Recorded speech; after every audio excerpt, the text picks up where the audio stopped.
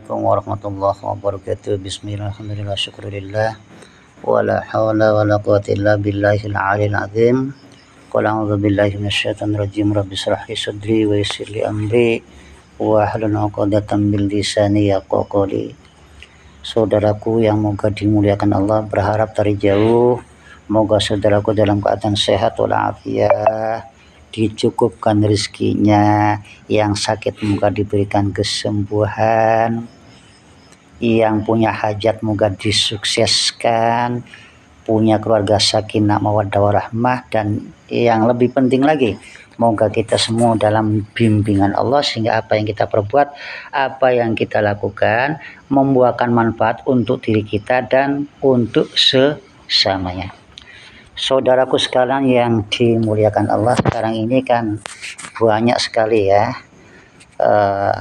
terkait dengan kisru nasab ini. Ada seorang profesor, ada seorang doktor gitu ya, ada seorang al-alim, al-alamah, dan ahli dari ahlinya ahli gitu ya, ikut juga ya menyampaikan statement, narasi atau framing atau pendapat atau hujah atau argumen masing-masing. Perbedaan itu kita hargai ya, sebab lain lubuk lain kepala gitu loh ya, lain sumur lain kedalaman. Semua orang punya background masing-masing. Ini tidak bisa kita untuk memaksakan diri harus sama pendapatnya dengan kita, tidak bisa. Jadi mari kita saling menghargai perbedaan pendapat. Tetapi jauh yang lebih penting adalah dalam kita berargumen, berpendapat tentang masalah-masalah berkaitan dengan yang sedang ramai sekarang tentang isu nasab itu, janganlah kita terjebak pada sikap batrul haq wa hum tunnas, yaitu menolak koreksi, menolak masukan, menolak nasihat, kemudian memandang rendah orang lain, memandang remeh pendapat orang lain. Itu sikap-sikap yang sangat tercela sekali, yaitu kesombongan. Kesombongan itu al-majnun hakun majnun ya. Jadi orang yang gila, yang sebenarnya gila, yaitu orang sombong, karena mereka tidak menyadari siapa dirinya gitu loh ya. Nah, sekarang ini kan banyak orang karena silo gelar kemudian memandang rendah pada orang lain gitu loh, karena silonya terhadap gelar. Sekarang ini kan banyak seorang yang punya kedudukan tinggi kemudian memandang rendah, meremehkan ya argumen atau pendapat orang. Ini tidak boleh seperti itu. Sebab kalau masalah-masalah yang bersifat ya kecerdasan atau orang yang kritis, orang yang peka, itu bukan berukur daripada dia punya gelar, yang berukur dia juga bagaimana background pendidikan, bukan ya, tetapi pada anugerah dan karunia Allah. Gitu ya. Karunia Allah ini adalah hikmah. Hikmah itu adalah nur ilahin, itu cahaya dari Allah yang memancar dalam hati kita.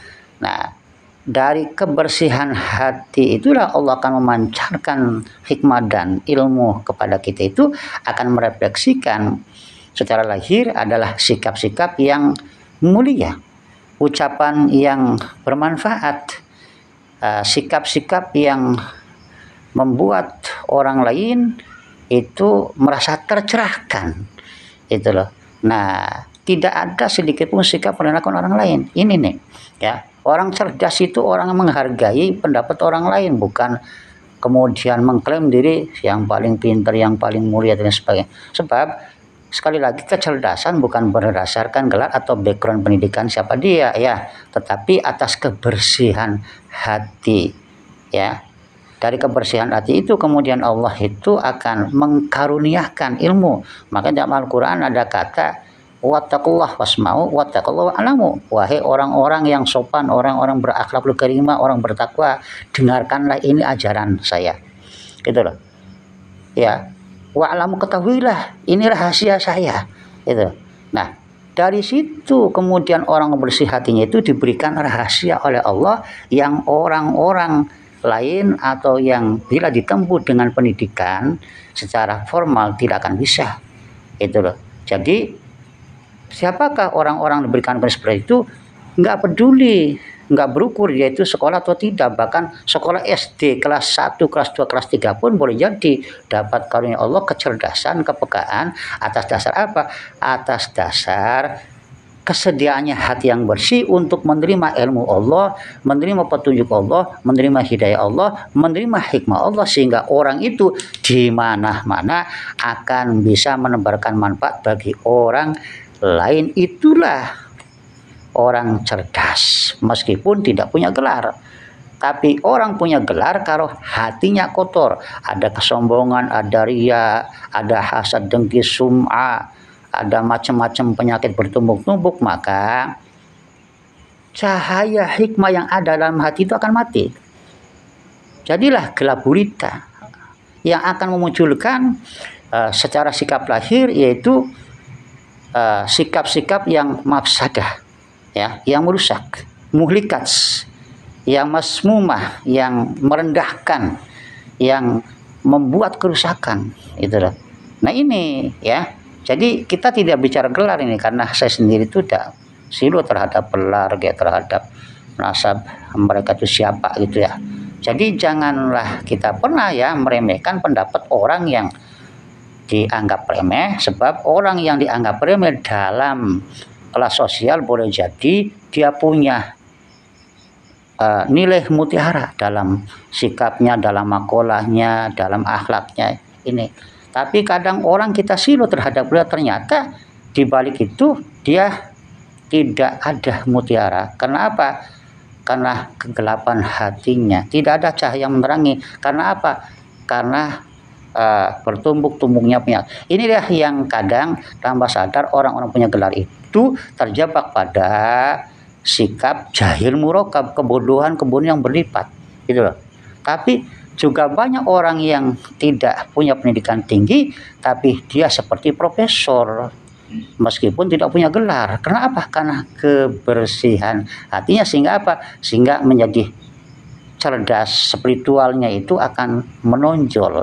Apapun yang disampaikan adalah hikmah, apapun yang dilakukan adalah contoh teladan, apapun yang dikerjakan adalah membuahkan manfaat bagi diri kita, ya, bagi dirinya sendiri dan bagi sesamanya. Kiranya demikian saja ya. Ruwetnya omongan saya ini mohon maaf karena ini bersifat spontanitas, ini lagi keliling-keliling di tempat-tempat karomah aulia ini ya. Itu ya. Moga kita semua diberkahi Allah, moga kita semua diberikan kesehatan, moga kita semua tetap dalam kesatuan dan persatuan. Demikian kurang lebihnya. Assalamualaikum warahmatullahi wabarakatuh.